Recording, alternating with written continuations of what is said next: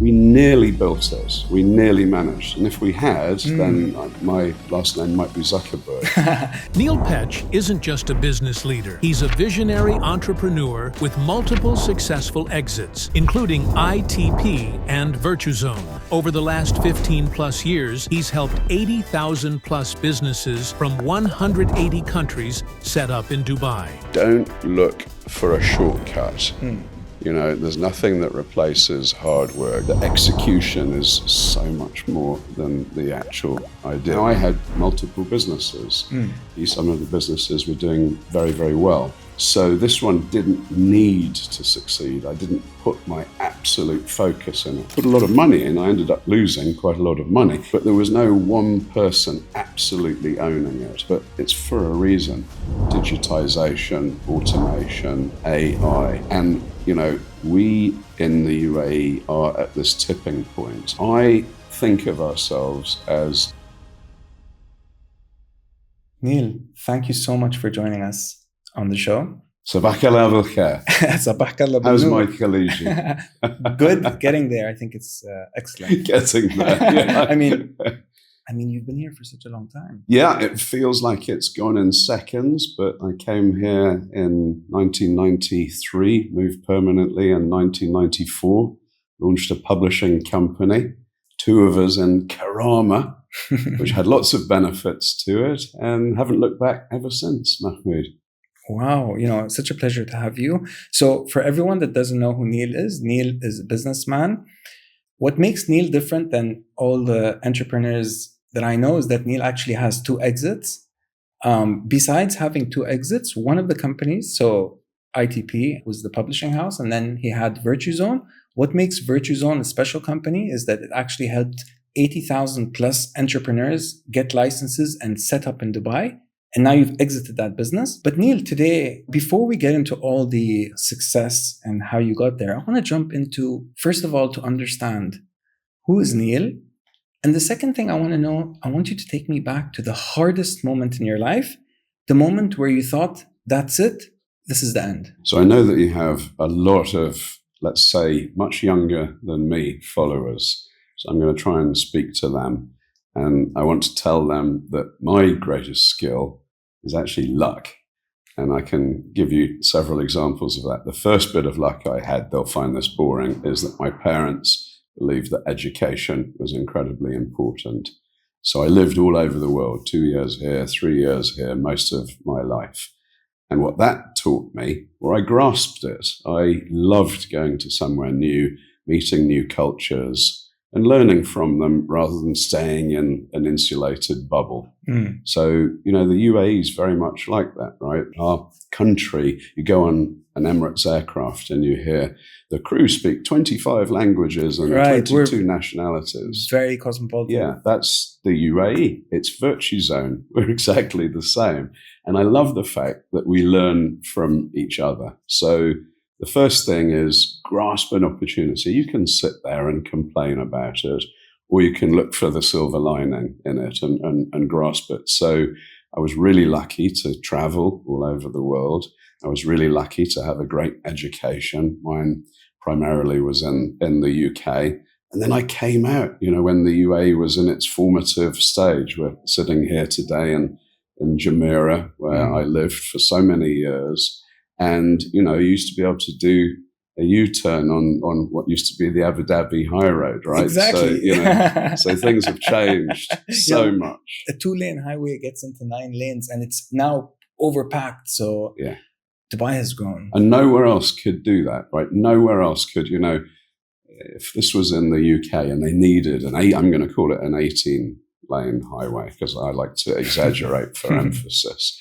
The politicians would be thinking, oh, that's not going to make me popular. I'm going to have to raise tax. They're not making the right decisions. And if you're a company leader, sometimes you do need to make decisions that aren't immediately incredibly popular with those that you're making it for. But you have to be forthright. Yes, listen to what people are saying, but make the decisions that are for the greater good.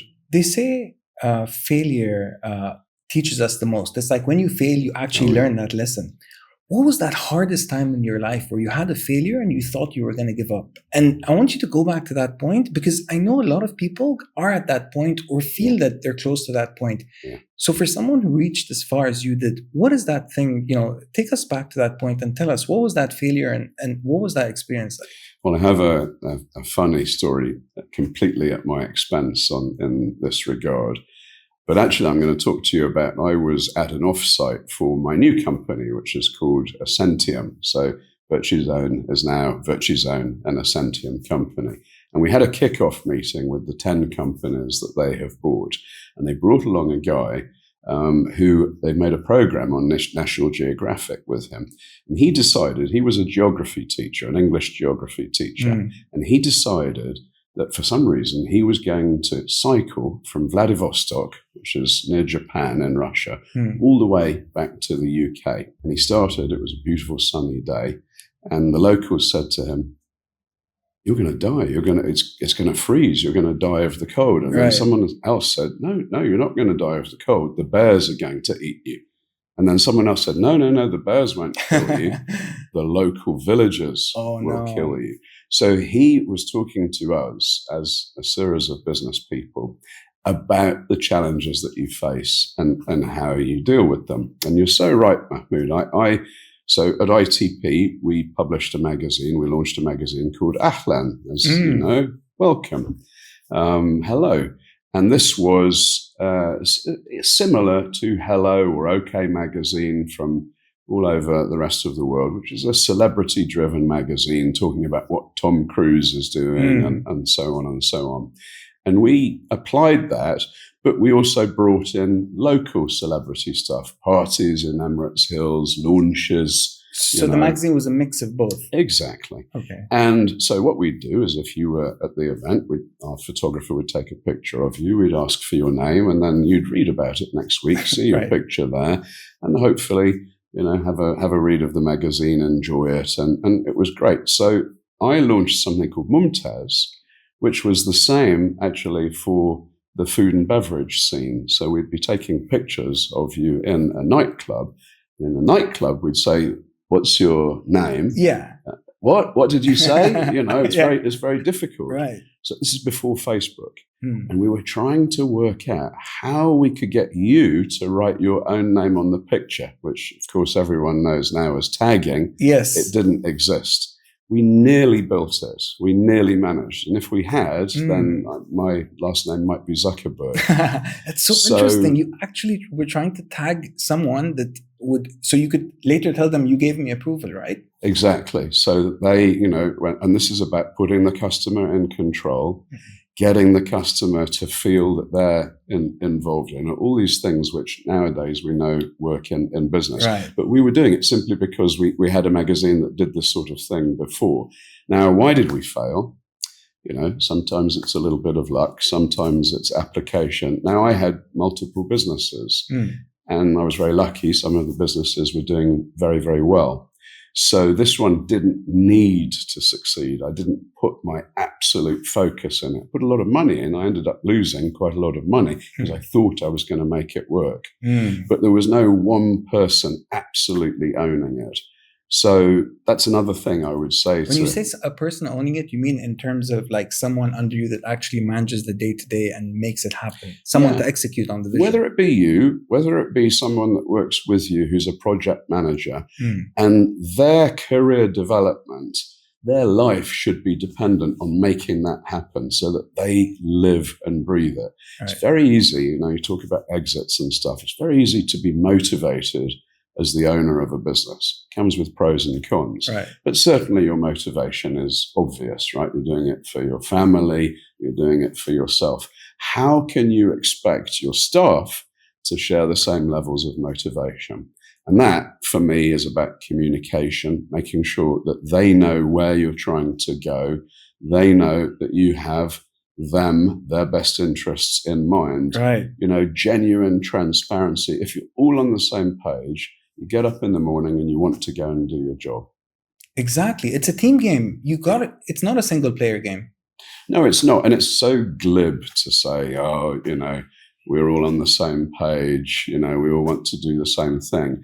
But if you're not authentic, people are very clever these days. And Completely. If you're not clever, Google's available. Exactly. Right? Exactly. So people are going to be able to read you in milliseconds. So authenticity, I think, trust is hard earned but easily lost. So trust is perhaps one of the most important things in business. Trust from your customers, from your staff, from your partners. Always be thinking about that. Right. And so you were at that hardest moment. How did you overcome it? What happened? Well, I think I'm going to say then it is people have different risk appetites. I've always had a confidence. I've always had, I believe, confidence allows you actually to give credit to others. Of course. Sometimes if you're slightly lacking in confidence, you want to take the success yourself. If you're able to share that with other people, that really helps you. And if if I'm the sort of person, we see a river, I say, come on, Mahmoud, we can get across. Look at the grass on the other side. It's so green over there. Let's do it. I'm sure we can do it. It's really easy. Right. And you're like, and I can inspire you to get across. What I'm not so good at is thinking, oh, hold on, we left our shoes on the other side and we don't have any sandwiches. Right. So you need someone to say, Neil, how are we going to do that? That's teamwork. Neil, you're obviously a master at teamwork. You took a company of ITP from 2 people to 600 people, right? Yeah. It's all about being a team game and playing in the team game. So you're saying find someone to cover the parts that you're not that interested in doing. Yeah. When you start interviewing people, if you like someone, if you and I, we're getting on, we've been on the radio together, we're talking again, certainly from my side. Nice to see you again. We like each other, right? And if you let that dominate your decisions, you're likely to choose people in your mold because obviously, exactly. you like you like your own. Whereas, for example, I'm a glorified sales guy, right? That's what I would like to think I'm good at. Operations, you need to be much more organized. You need to be much more disciplined. And so someone who is organized and disciplined, maybe they're not the person that you want to spend the whole weekend with, but it's someone that you can respect and someone that you need in your company. Exactly. The other thing I would say to your listeners is, that confidence thing. You might sit there with someone who has infinitely more skill than you in a certain area, who might be more successful than you, but I tell you what, there's something that that they don't. What is that? So it doesn't matter. You're right. It absolutely. Everyone knows something that the other one doesn't know, right? Yeah. 100%. So I want to go back a bit and rewind. And you spoke about you being a sales guy and about having someone to do operations, which is something you said you weren't that excited about. Is there any other core competencies for starting a company besides sales and operations?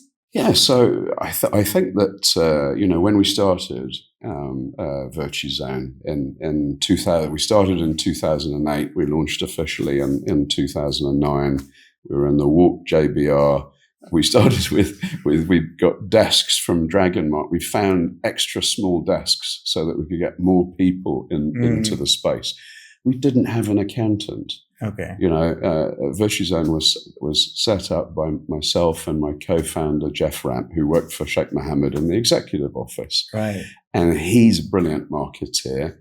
I'm a great salesperson. And we lucked upon this industry. It was just before the first crash, actually. So a lot of people are like, well, for example, at the moment, the property market is booming. You're talking about 2008. That's right. Yeah. So we actually launched a business that suited a crash because people were losing their corporate jobs. They were losing their big jobs, yet their network was here in the UAE. Their kids went to school here. They had business ideas here. And it was probably much worse back home. What do? Maybe you had an idea, and we're so entrepreneurial here as a country, for which we have so many people to thank.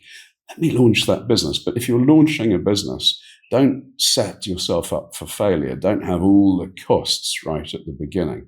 If you're getting a huge expensive office, buying 100 laptops for your staff and so on, then, you're under massive pressure from day one. Much better spend your money on great staff and on getting leads for your business. And if you can grow from there. Yeah. So you're saying always start with a sales approach. And, I used to work for a bank.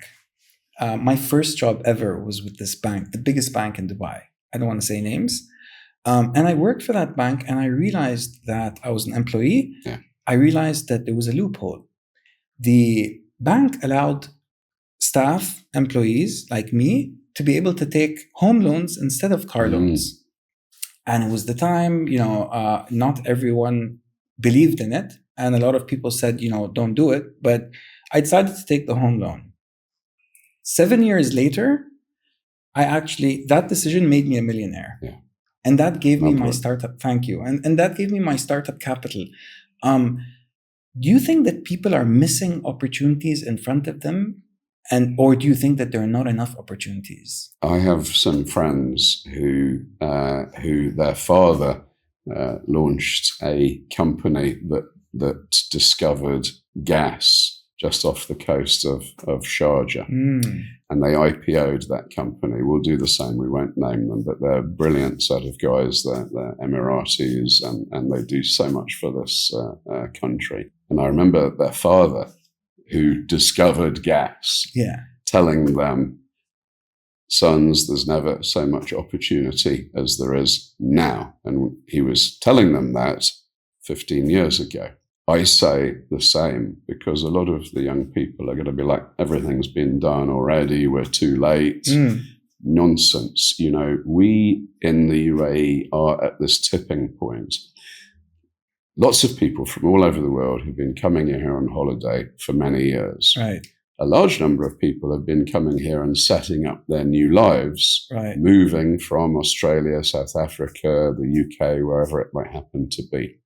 But until a couple of years ago, what was not happening is people that already had global businesses were thinking, do you know what, I can run that business from the UAE. Like move headquarters to Dubai. Absolutely. So that's a sea change.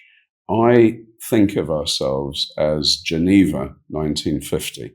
Switzerland has done an amazing job. Look at how clean the country is, how organized the country is, the trains are on time, all the cliches that you hear, but they're true, right? And it's done that despite, in some ways, not having natural resource, apart from perhaps the beauty and Roger Federer. Okay. Now, we're in a situation where we have all of that there's elements of the world imploding at the moment. Protectionism across the whole world. Right.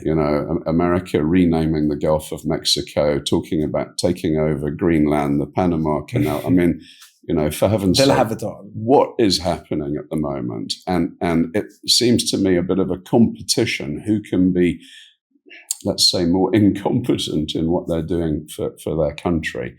And you can't walk through the streets of Mayfair in London so dangerous. Or Paris with a nice watch. Your wife can't wear what she wants, right? So security is a massive, massive issue. We don't realize that here. We take it for granted. So security, the ability to grow, I'm a self-admitted Winston Churchill and Margaret Thatcher fan. Free economy. The harder you work, the more you should be able to get, and you should be able to pass it on to your family and friends. Why not? Well, we don't seem to be, speaking as an ex-European, as a British person who'd like to be part of Europe, we don't encourage that anymore. I'd say to my friends in the UK, it's like, 1 or 2 days a week, you're working for someone else. You're working for the tax department. So you're saying security, low taxes. You've seen all these companies come to Dubai. You have the biggest company in Dubai to actually help, Virtuzone actually help people entrepreneurs move to Dubai. My question that I really want to know is, What is the common trait you see between all the failing businesses? So I think that expecting, when you start to think that things are too easy, when you start to think that you can walk on water, that's the danger point. So I will apply that I've done it myself, investing in property, thinking that we're in a bubble, that the world is not affected by it. The world is a global place. If China catches a cold, it's going to come over to here in some way as well. So don't look for a shortcut. There's nothing that replaces hard work. You mentioned to me, that I have a salesy, this is how one should approach it. That's the way I do it because it plays to my strengths. But, I think at the moment, again, trotting out those words that we hear so often, but it's for a reason. Digitization, automation, AI. And, how does the UAE show itself to be a better ecosystem to make that happen? I'll give you an example. People who are starting a company, you said congrats to exits, you should plan from that from the beginning.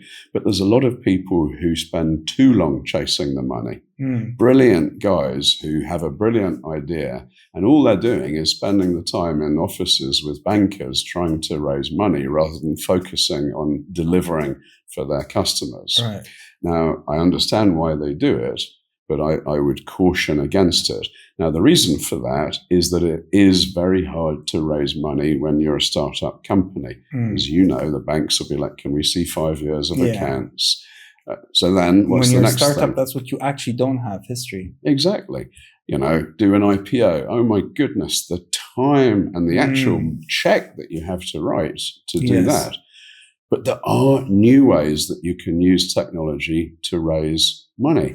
And you'll see that the Dubai and the UAE government are recognizing that. And the UAE still, relative to Paris, London, New York, has a clean sheet of paper that can look at mistakes that have been made. So, for example, VARA was set up, the regulation of the blockchain. There's all these great technologies. They were launched. There was, and then you'll hear about these meme coins and these things that personally, I'm an old man, but I consider a bit stupid.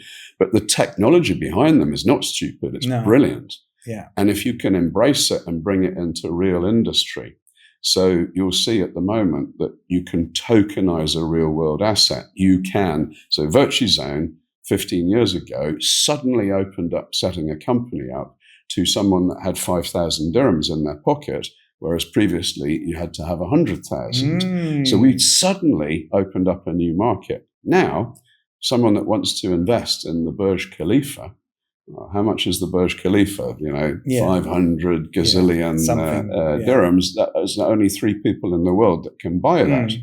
But if you can fractionalize it and allow someone to buy a tiny percentage, so you really believe in tokenization? But I believe in it, providing it is heavily regulated. I believe that the governments and the banks and the old institutions need to be incorporated in that. It shouldn't be them against us. It should be using new technology to enable small individuals to access something that previously only the private boys club it opens could. Up basically the asset class, right? So in theory, you could have a phone screen in front of you with a few tokens, and you own, instead of one property in Dubai, you could have, it's 10% of a property in Dubai and 10% of 9 different properties. You could have a piece of mine, I could have a piece of yours. And you know what you need to do for that? You need to have a mindset where you are willing to disrupt. And one of our biggest challenges in the UAE at the moment is we're doing really well. We're growing really fast. So we can become complacent. So we can not look. But someone out there is going to disrupt and do it better than us. Now you look, in terms of jurisdictions that I deal with, so many of them are big challenges at the moment. The Caribbean, the BVI, Cayman, Mauritius, Hong Kong, Cyprus, Malta, all of them under, let's say, reputational challenges. Great opportunity for the UAE. So we're growing. We're doing 500 companies a month. Now we have the support of a global company, so I expect it to to add even more value. But if we just sat on our laurels, no, that's absolutely not the way to do it. So, as an example, if everybody uses a BVI to set up companies internationally. Holding company, a shell company. Okay. In the UAE, if you're using one of those, you have to do a lot of attestation. Right. Okay, a lot of stamping. You might have to send the document back to London or to America, depending on where the shareholders are. And that attestation revenue is a large number. And there'll be someone who owns that revenue and says, look, sir, how much revenue I have produced. But if you removed that need for attestation because the information was in the blockchain, i.e. you had all the information That's about opportunity the UBOs, right there. then you would make yourself much smoother, much more dynamic, and people, instead of setting up a company in the UK for £50 very fast, why don't I do it in the UAE? But you'd have to lose that attestation revenue, right? So you're taking a step back to take a step forward. And when you're receiving so much revenue, there is a danger that you don't. So where does that revenue go to today? Sorry, say again. Where does that revenue go to today? Well, it is a very high profit margin amount, and it would be on a ledger, and they would have made business plans based on that. So, who is getting that revenue today? In that case, it's government money that is then reinvested in our metros and our roads and everything. I used to have a company. I used to have a company, a healthy food company that I took to 6 countries and I sold it. And I remember feeling that would be my big moment and that was it. The next day after I sold the company, in the morning, I woke up and felt like I had nothing. Yeah. And it's not because of anything. It's because that company actually felt like it was part of who I was, part of my personality. So I felt like I had lost. How did you feel when you sold your company? So that's such a good... I didn't want to sell. I absolutely believe that the UAE has a number of years of extremely strong, robust growth. So why sell? Well, the answer is that I love building things. I love making things stronger. I love innovating. And our investors came in and their mindset, they couldn't have designed something to be more appealing to me. And what they said, this is really interesting, is that they had a track record to start with. They'd done it before very, very successfully. But they said, look, this time we do have the opportunity. My business is heavily process orientated. It is lots of stamping of documents and citing things and passing things from one department to another. And we are a very old-fashioned industry in terms of how we use those processes. There's lots of opportunity for human error. How many ways do you spell Mohammed? Yeah, right? exactly. 4 different ways. And if a visa comes back and it doesn't match the passport, you start right from the start again. So human error. So the ability to automate and to use AI to provide better information to people who are researching where to start their company faster, that's really exciting.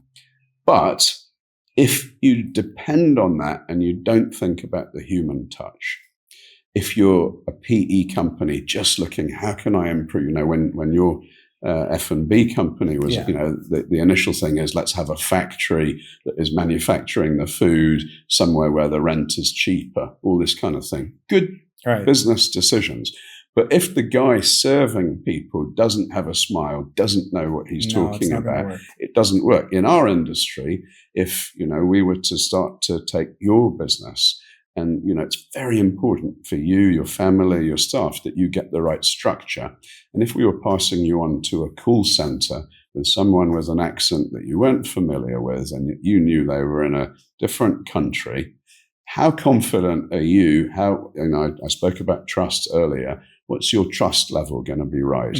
So there's a lot of companies in our sphere who are driving to save money, driving to pay cheaper amounts for their staff. I want to pay more for my staff, but I want them to enjoy their job more and be more effective. So it's so interesting you say this about your staff, but at the other end, you talk about automation and AI. Where did you strike the balance? Yeah. I actually had a training session with a whole bunch of people, and I was lucky to be guest. I know nothing by comparison compared to so many people in my company about AI and digitization. So we started building things for ourselves to help ourselves be much more efficient. And we ended up saving a huge number of man hours every month, which impacts the bottom line. And then we thought, why don't we provide that to our customers? So if you set up a license with us, if we can get you a bank account quickly, if we can get you a mobile phone, and we can get you the ability to send an invoice, a link automatically, allow the customer to choose what they want, and it all be done in real time, that's going to help you as a business. So we offered it to our customers as well, right? Great way. We've invested in ourselves. Exactly, yes. And we've given it to you. Now, I asked everyone in the room, who here feels threatened by AI? We've heard we're going to lose jobs to computers. In the case of Virtuzone, our market share is something like 4%. Okay, you might think, oh, you're so successful. 4%. So to grow from 4% to 8%, very, very easy. The UAE, I think $31 billion of FDI is coming into the UAE. Right? Over how many years? In the last year. Wow. Now, that's great. That's a massive growth. Is it good enough? No, because we are Switzerland 1950. We can get more. So if you are scared by technology and you don't embrace it, someone else will. So embrace it. Use it to make your staff, sorry to carry on here, but I'm evangelical about this. Empower your staff to have more information, to have more time to be strategic rather than problem solving. They'll have a better day because they're not handling complaints. They're actually being strategic. They're standing out from their competitors, and that's going to give a better customer experience. You get more business and you grow your market share from 4 to 8%. Meanwhile, somewhere that is tied by red tape, that isn't allowed to do that, that is not as commercially free thinking as the UAE is, that is obliged to do a certain number of things, they're going to lose. Exactly. So you said you sold the company. You didn't tell me how you feel about it. So, you feel like you had to start again from scratch? Because that's kind of where I was. Sometimes, yes. My situation, I actually decided that I wanted to thank everybody in the company a couple of weeks ago before the news became public. So we had a very small party in the office, and I'd like to think saying thank you to everybody, and I'd invited my wife and my daughter who's 8 and is a little entrepreneur in her own regard. Yes. And I started crying. Oh, no way. And a lot of people would say, why are you crying? You just sold your company. You just, you just secured the next few generations. I was crying because I was happy and because it is a new chapter. And in my case, I'm super happy because I remain in the position. The Virtuzone, an Ascentium company, I feel now is armed with more expertise than we've ever had, ability to build AI and digitization, not only for us, but for our customers, and to expand and to take the UAE product, which I think is the best place in the world to set your company, to take it to the rest of the world through our network. And for example, they're very strong in China. One of the companies in part of our group, its specific role in joint venture with the Chinese government is to help Chinese companies come abroad and set up abroad. Well, wow. It's manna from heaven. Yeah. It works well for... Yeah. So I feel like, I'm sorry for the analogy, but I was in a tough fight. I was in a knife fight, and I've just been armed by a bazooka. Well, you're still doing what you love, right? Exactly. So I think that's the most important thing at the feeling of, so I want to ask you, what do you want to be remembered for? You know, I would love to think that people succeed and that I was on the fringes of that success in some way. A bit of advice, a shoulder to lean on, maybe pushing them, maybe, I suppose, because let's face it, I'm a pompous so-and-so who likes to be right. One of my biggest weaknesses is if we're having a board meeting, I'm very forthright. I am opinionated, and I think I'm right. But you did. Okay. I mean, you got pretty far with that thinking. Well, so. Yeah, but listen, I've made mistakes, and I'm lucky. I can go, I made a mistake, and no one fires me because normally I'm the boss, right? So it's easy for me to say that. But I want to be wrong. I want to be proven there's a better way, because if I am, it means that we're better than me. A great team should be much better than the sum of its individual parts. So I'd like to think a few people would say, do you know what? You stuck to your guns. You made me do something I didn't think was right at the time, but you had my and the company's best intentions at heart. So you kind of like that impact that you leave on someone. Absolutely. Yeah. Awesome. I really do. And, positivity. Right. I would say the authentic positivity and, the desire to make a difference and to feel energized by it and to appreciate things. I think if you can sit there and appreciate things, I remember, 38 years ago, I was eating at a restaurant in London. It was the first time I spent £100 on a meal. I was taking my then girlfriend, and there was a family next to me eating like it was McDonald's. Yeah. And I said to myself, I'm never going to be like that. I'm always going to appreciate. About 4 years later, I was having breakfast, and it was a hotel called the Carlton Tower in London. And I was rushing my breakfast. And I was actually a guest of Sheikh Mohammed. It's actually his hotel. Wow. And I was going to a meeting, and I was rushing. And I stopped, and I said, oh, my goodness gracious me, because it was the breakfast room of the Carlton Tower used to be an Italian restaurant where I had a meal for £100 before I knew of Dubai's existence. And I said to myself, I will never be that person. I will always appreciate the small things, a tree, oxygen, a view, someone doing something well. And if you set that as your goal, and when you make a mistake, correct yourself, I think it puts you in good stead.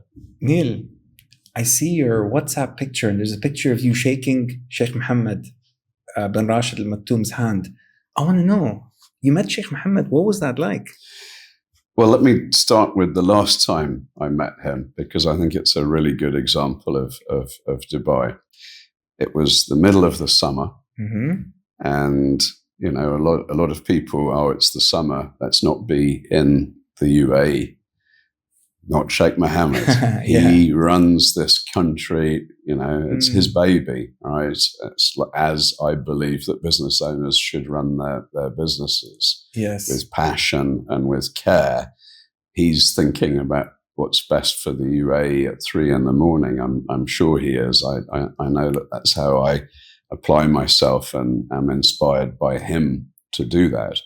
So he reached out to His Excellency Hilal Al-Mari and said, I'm in town. I want to listen to the business community. Wow. And so Hilal was kind enough to allow me to join that. It was wonderful because we were at the old Shindaga Palace, and there was a military guard there. And so I love history and everything. So, it was, I got to be part of something, and an awesome moment. It must have been. and just not just the privilege of meeting someone who quite rightly is a legend to us all, but why he was doing it. And yes, to be, so there was some poetry read. I love it. I'd been going to the Majlis and particularly in Fajira for many years. And as I told you, learning from local culture is something that has been embedded in me all of my life. Yes, you've been traveling, you said, a lot. Yeah. You lived in many places. So that was nice, but I'll rewind 30 odd years. And I remember the first Dubai World Cup. And I'll sort of merge a few. It's a horse one, right? That's right. Yeah. So Cigar, which is an American horse, won, and we'd had. Dubai did have rain 30 years ago. Most people didn't think it did, but Sheikh Mohammed loves horses, and the horse industry loved him that year because he could, everything was set up to televise the event on a certain day. As you know, the networks, everything is very organised. Right. And he made the decision to postpone the race out of love for the horses because it would have been dangerous for them to ride. Right, because it was raining, you said. So he made a sacrifice for the love of a living being. But then what he did is he set the army helicopters above the track and they dried it out within 24 hours. Wow. That's what Dubai can do, which nowhere else in the world can do it. And then Cigar won. Sheikh Mohammed didn't win. And the owner of Cigar, I think, was the CEO or chairman of Chrysler or one of the big American car companies. And I happened to be sitting next to him and he said, this man is a genius because America was the TV were, doing a little thing on this new thing called the Dubai World Cup, but they also had some material on what Dubai was. No one knew then what Dubai was. And he said he has just achieved coverage for Dubai across 165 countries. The program was an hour long. Wow. I said, if you booked that as advertising, it would cost you hundreds of billions of dollars. He's a genius. And then the last thing is that next year, I think Sheikh Mohammed won. Wow. And two things resonated with me. The whole crowd went ballistic. Like everyone was so happy for him. It was his personal victory. And you could see it was just genuine happiness, right? And, you wouldn't get that in most countries because people know that he has the right heart and the right intentions for everyone here. And the second thing is his face, that amazing face, right? He was thinking about the next thing. We were all celebrating the victory. He was thinking about the next thing.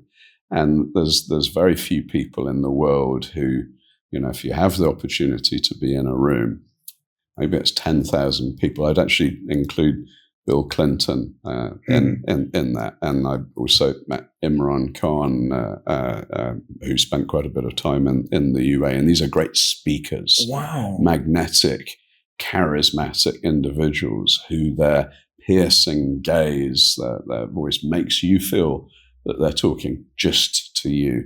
And they've maybe been prepared. Maybe, their advisor has said, this is such and such. Yeah. So what? Preparation is part of business.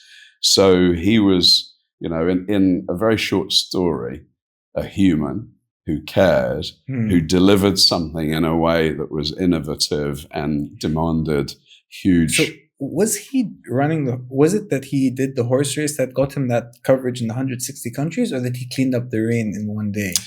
I would say it was the horses that started it. The cleaning up with the rain was just my personal observation. And by the way, he was on the track, pulled up there was a tunnel in Nad Al Shiba that goes under the track, and he was walking through it. Wow. What a leader. Himself. Yeah. Right. As a leader, if you want your staff to come in at 8 in the morning, you better show up. Yeah. You be there at 8 in the morning. And the stories of him visiting government departments and stuff, right? I love that. Yeah. And that, we're talking about management. I'm a fossil now, right? I'm and the techniques and talents that have got me where I am, I'm proud of them and I stand by them. But I also shouldn't be so proud that I think they're always the way to go forward. We need to adapt. We need to recognize that the new working population have new challenges that we didn't, mental health being one of them. So we do need to adapt. But at the same time as adapting, and a large part of that is listening, be prepared to make decisions as well. Right. And I think that's what really separates a leader from a follower, is that someone that actually makes a decision, not afraid to make a mistake, takes that one step forward, that learning that he gets, and then, improves. And if you have demonstrated to your most junior staff that you do go out there and listen, and you make a decision and they don't understand it at the time, do you know what? You've got credit in the tank, and they give you the opportunity to prove yourself. And certainly in terms of the Virtuzone workforce, they, if it were not for them, for example, during COVID, we probably wouldn't be sitting here now. There was a time to set up a company, you have to have an entry stamp in your passport, otherwise you simply can't set a company up. Right. And people weren't able to, Brits were not able to travel for a while here. And then if they were, they had to go into quarantine when they returned to the UK. So our Leeds base suddenly dried up. Yes, right. We were in massive. We were inches from what going did you guys do? Underwater. We met in my kitchen and we said, guys, we need to. We need to pull together. And we asked our staff to pull together. We made no redundancies. We did it together. Did they take like a skip of salary for a couple of months or something? We didn't take a skip of salary. We worked a smaller week and paid commensurately for that. And then, my greatest skill, luck, the UAE reacted to COVID better than anybody. Yes. And so people, were living in London who couldn't see their parents who lived 3 miles away. Yet they could come here, and because we had a vaccination program and so on. Ever since COVID, we've been going just up. And exactly. I really, Neil, today there's a lot of people that will be listening to this. They could be in their car driving to work thinking, this is not for me. I'm sick of tired of doing this. I need to do something else. What is your message to them? So, and if they are sick and tired and they're listening to positive Neil and Mahmoud, we must be annoying beyond belief. So my apologies to them. But I would say control what you can control. Very often I'm talking to a person and they'll sit there and something happened that didn't go right, and they'll be complaining about someone else, right? Another factor. And I say, look, you're absolutely right. I'm sure that there are other dynamics here, but you and I are sitting here. So let's talk about what we can control. Mm-hmm. And if you demonstrate to that person that maybe has annoyed you beyond belief, if you can rise above it and still do the right thing yourself, even though they haven't, they're going to remember that. And if they're a good person and if they're a good businessman, they'll do something for you. What did it cost you to do that? A little bit of pride, that's very short term. So be long term about it. It will reward you. Remind yourself of that fact. It's very difficult to do sometimes. Right.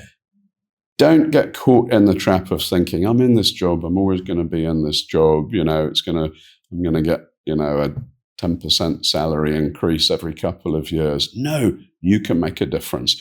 Every single person at Virtuzone, I want them to feel that they can come in to our offices as the founders of the company and say, what about this? Yes.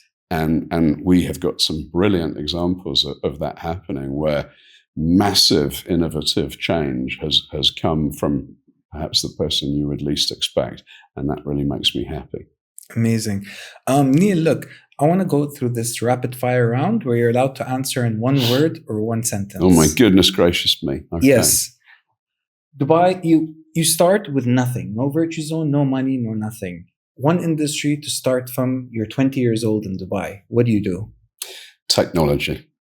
Okay. AI, automation, the ability to do something faster, but with the human touch. I know that wasn't one word, Mahmoud, was it? I'm sorry. Where would you launch it? Dubai or Singapore? Easy. UAE, it's the best place in the world to set your company up. We can learn from Singapore and then make it much better. All these billionaires moving to Dubai, do you think people that are in jobs have an opportunity, or is it the big money that's going to take all the opportunity? Every single time you sit in traffic and complain about it, don't.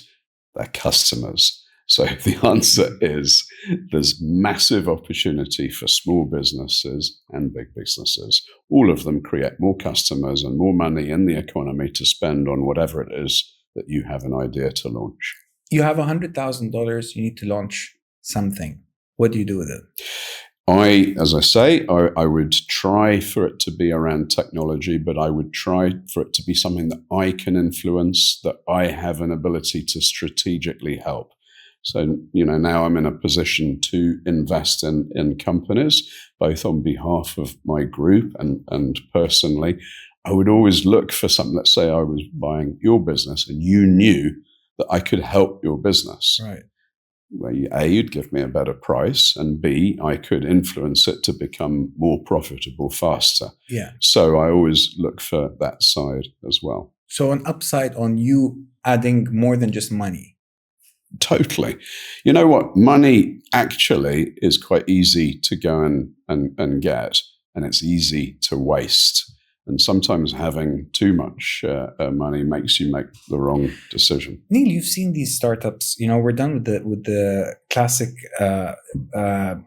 rapid fire round, and I want to ask you, a question that it's really been on my mind. I'm thinking, so all these startups that were a startup at some point, they launched in Dubai through Virtuzone. You've seen all of these guys. What is your advice if you could go and tell the person that's applying at Virtuzone for the visa, for the setup, 5 minutes before? What is that misconception that people have that you can tell them 5 minutes before that could actually change a lot of what they actually do? Yeah, sometimes the right thing to do is not to do it. People come in with great ideas, and I just know that they're not going to succeed because they don't have the execution plan. The execution is so much more than the actual idea. We need to start with an idea, but you need to execute it.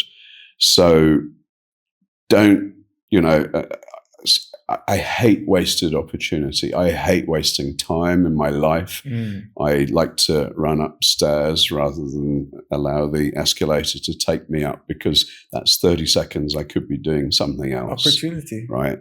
So the same thing, I hate it when someone comes in with a brilliant idea and I know that they're not going to deliver. And there's so many reasons why not, right? One is overvaluing your idea and not sharing it and not recognizing that you don't have everything.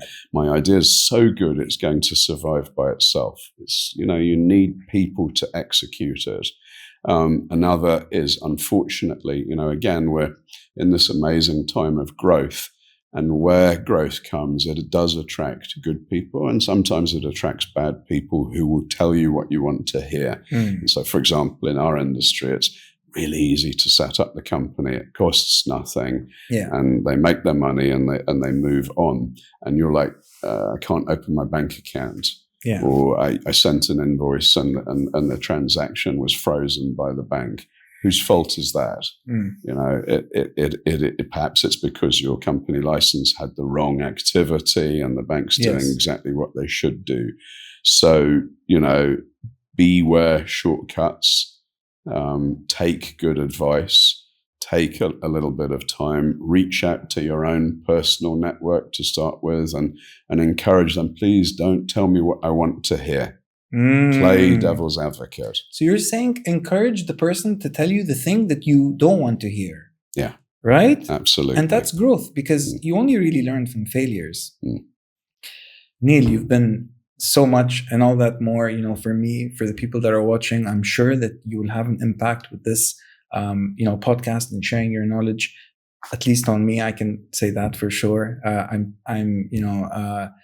I'm someone that's always learning to share, learning to listen, and to hoping to share stories of successful people. And, if you had to leave the audience with a final thought, what would that be? I'm going to leave you with a thought, because you were talking to me about your children. Yes. And, that's our gift, right, is to give something. And as a father, we obviously want the very best for them. And sometimes the temptation is to give them too much so that they don't learn by themselves. That balance, getting that balance right. And I have never learnt so much about how to look after family. And by family, I now mean the extended family and the company, as I have done from the UAE. So take a moment to appreciate, learn from people that, perhaps sometimes you think, oh, I'm not going to learn anything from that person. You can learn from anybody, and do something you enjoy, because if you're enjoying it, you'll put more passion into it. And Mahmoud, I have absolutely no doubt that we'll be talking your second exit soon. So thank you for having me here, and I look forward to the next one. Thank you for coming. Thank you so much.